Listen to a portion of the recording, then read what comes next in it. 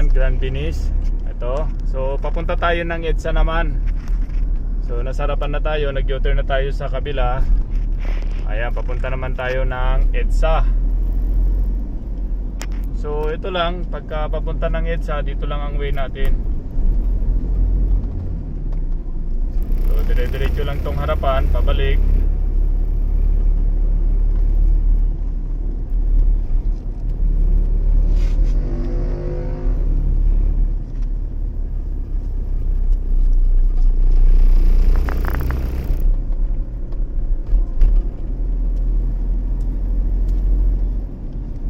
Medyo paakyat to, and then pagdating dyan sa may Luton, kanan tayo. Pwede ka rin kumaliwa, labas mo gate 3. So sa may Osmeña, and then may papuntang EDSA rin doon. Pero ang daan natin ngayon sa McKinley.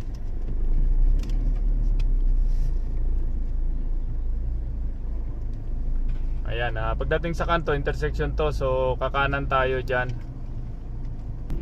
Ayan, kanan na tayo dito. Ito yung Luton Avenue.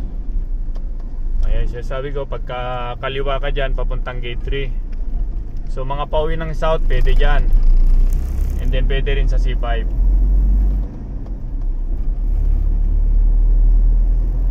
Ito, dire-diretso ulit. Ito, medyo malilito ka kasi iikot tayo kasi no left turn yung ano na yan, yung pagdating sa dulo kasi 5th Avenue, no left turn doon papuntang McKinley.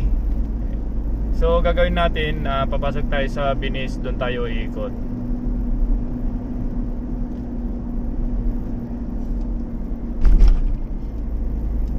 Ayan, bale ito, pagdating mo dito may intersection to. Yung ito kanto na to. So kanan tayo. Ayan, huwag ka dadaan doon, 5th Avenue na yan. Ito naman, dito tayo sa maliit.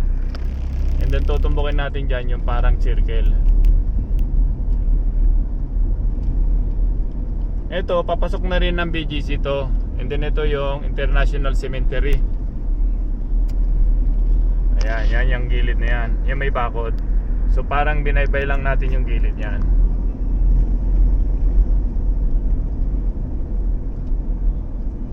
Ito yung ano, parang circle. Circle pala, hindi para. Circle pala to. Circle, yan. International Cemetery, yan. American, oh. American Cemetery. Cemetery.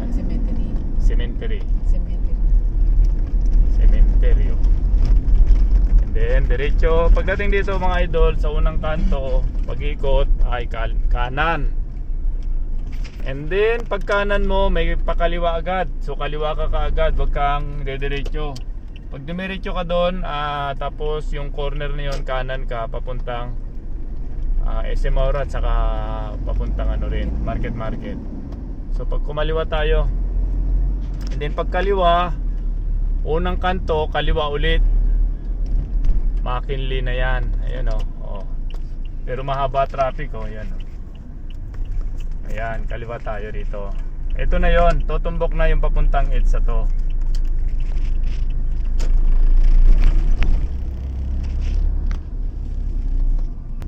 Ayan, stoplight na yan. Yan na yung tumbok dapat kung dumiretso tayo kanina. Yan yung 5th Avenue. Ayan, patawid na tayo ng stoplight ng 5th Avenue. So McKinley na to.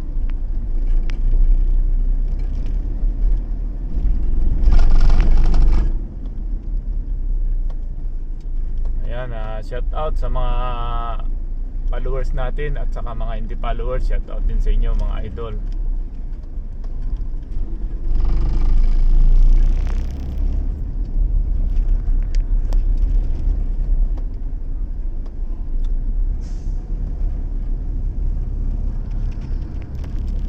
Ayan, dire-diretso na lang to. McKinley. So dito naman mga idol, marami tayong pwedeng daanan palabas ng EDSA. Pwede sa 32 Avenue, labas ka rin ng EDSA noon. Pwede rin sa may bagong tulay, sa may Kapitolyo, tutumbukin mo yung 8th Avenue, tawid ka ng Mandaluyong. Yun, marami. Pwede rin C5. Ilan na exit natin ng C5 dito? 3. Sa 32, sa Kalayaan, sa 26, saka dito sa may McKinley. So maraming pwedeng daan dito.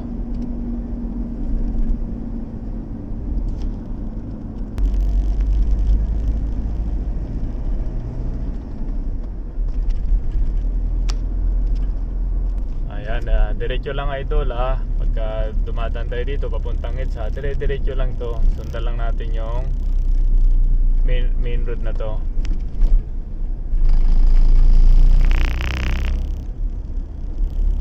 So ingat din tayo dito kasi maraming pa-cross nung daan na to. So ingat din tayo sa pagdodrive. At siyempre kasama na rin yung pagdadasal.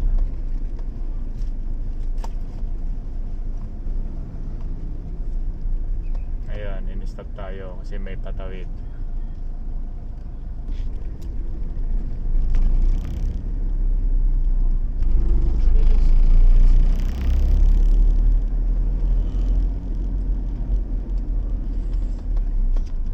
Ayan mga pa-cross mga idol, o yan. Kaya mag-ingat po tayo dito.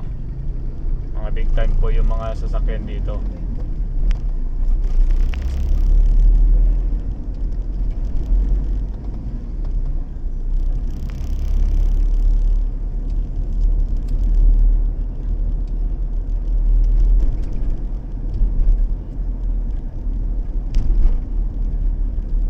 Ayan, malapit-lapit na tayo.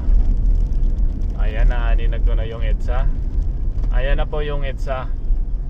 Pagpapunta kayo ng south, kakaliwa lang kayo sa stoplight na yan. Pumesto kayo sa kaliwa. Pagpupunta kayo ng north, yan, pumesto kayo dito sa pesto ko kanan.